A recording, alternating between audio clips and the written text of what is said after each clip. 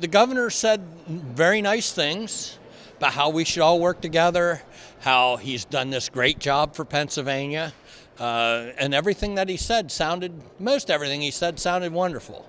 But if it wouldn't be for the House of Representatives holding him in check, we'd have higher taxes to pay. Our budget would be much larger than what it is. Now, that being said, cutting right down to what I take out of the governor's budget that he actually proposed that was laying right in front of me, he wants to spend $33+ billion.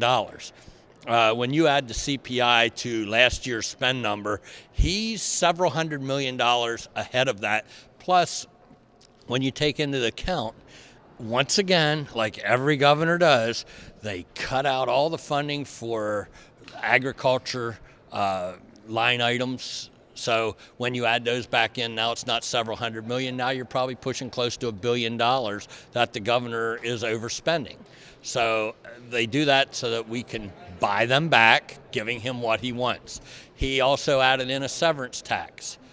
We don't have a severance tax per se to what he wants. We have an impact fee, but he's counting that money.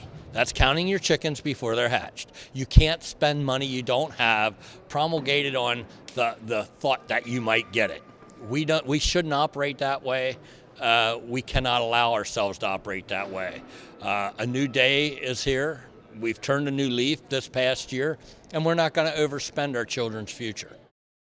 I think the governor's going to say whatever it takes to get him reelected is what I think he's going to say. That being said, if we do have more money coming in than what we're spending, which is the way it's supposed to work, we should pay down our debts. Just because you have additional money coming in doesn't mean that you have to spend additional money. Right now, our expenditures in Pennsylvania are at 4.9%. Our revenues are increasing at 3.3%. It doesn't take a rocket scientist to figure out that those numbers don't work. You have to have your expenditures at or below your revenues.